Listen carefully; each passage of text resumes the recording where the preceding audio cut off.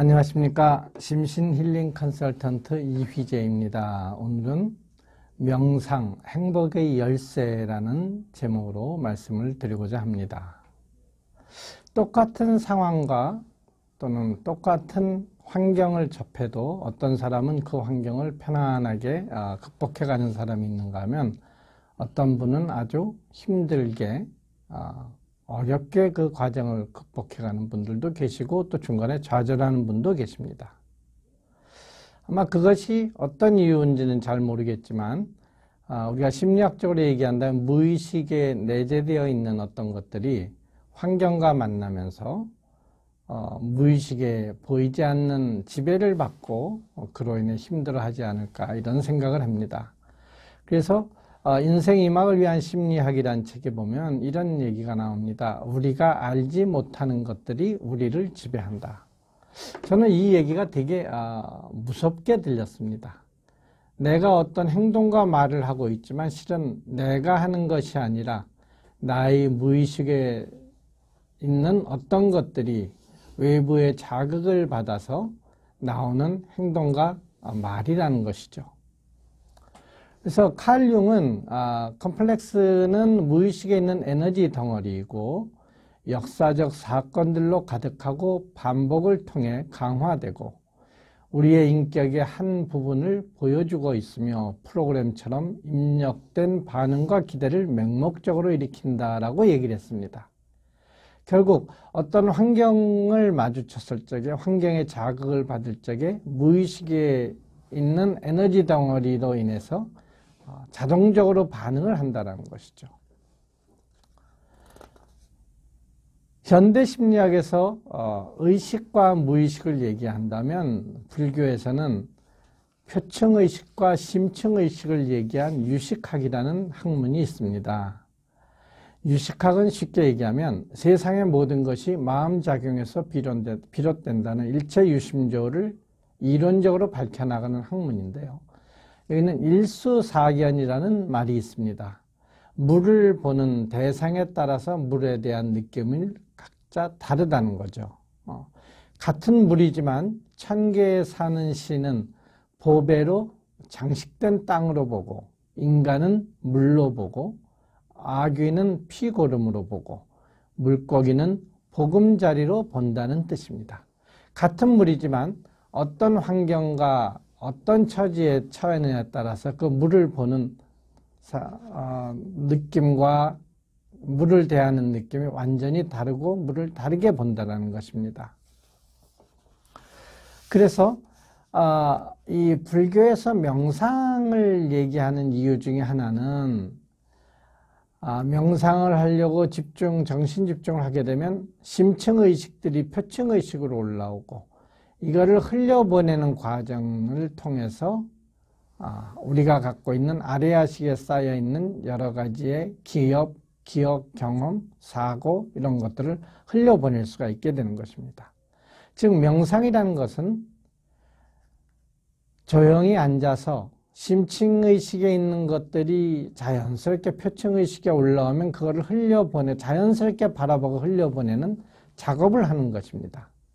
마찬가지로 현대심리학에서 무의식이라는 것도 무의식을 의식화해서 심리적인 안정을 취하게끔 만드는 것이 정신분석인데 거기에서 무의식을 의식화하는 과정에 자유연상이라는 기법도 있고 꿈작업이라는 기법도 있습니다. 꿈을 통해서 무의식에 억압되어 있는 것들이 올라오게 되면 그걸 의식화해서 그 통제로부터 벗어날 수 있게 해준다는 거죠. 그래서 현대심리학의 어떤 의식과 무의식, 유식학의 표층의식과 심층의식 이것을 다 해소하는 방법 중에 하나로 저는 명상을 한번 여러분들에게 권해드리고 싶습니다. 즉, 한 가지 어떤 상황을 닥칠 적에 그것을 있는 그대로 바라보게 되면 힘들지가 않은데 어떤 상황과 환경을 닥치게 되면 그 과거의 축적된 기억과 경험으로 그 대상을 대하기 때문에 이미 오염된 시각으로 대상을 대함으로써 마음속이나 우리에게 부정적인 영향을 미칠 수가 있기 때문에 있는 그대로 바라보는 여실직견을 할 수 있는 방법이 명상이라고 생각합니다. 그래서 프로이트의 의자와 방석이라는 책에 보면 명상을 이렇게 정의하였습니다. 명상은 떠오르는 것은 그것이 생각이든 감정이든 기억이든 인지하되 그냥 지나가게 내버려 둔다. 떠오르는 것들에 주의를 집중하되 자애로운 마음으로 주의를 기울이고 매달리지도 물리치지도 않으며 자연스러운 흐름에 따라 지나가도록 지켜본다고 그랬습니다. 정신집중을 함으로써 심층의식이 표층의식으로 올라오는 것을 붙잡지 말고 그냥 흘려보내면 그런 많이 쌓여있는 과거의 기억 덩어리들을 서서히 해체시켜 나갈 수 있고, 그렇게 되면 우리의 어떤 상황과 사람들을 대할 적에 바로 그 순간에 있는 그대로 대할 수 있기 때문에 우리가 갖고 있는 과거의 편견과 오염된 시각으로부터 벗어나서 대함으로써 우리는 점점 일상 속에서 평안함을 유지할 수 있게 된다는 것입니다. 그래서 그 책에서는 또 이런 얘기를 합니다. 행복의 열쇠로서 순간순간 우리 내면의 심리적 현실을 만들어내는 방식을 체계적으로 들여다볼 수 있다면 현상에 대한 습관적이고 무의식적인 반응의 고리를 끊을 수 있고, 나아가 깊이 뿌리 내린 믿음을 바꾸는 가능성을 만들어내고 우리의 모든 경험을 망치는 보편적인 불만족으로부터 벗어날 수 있다.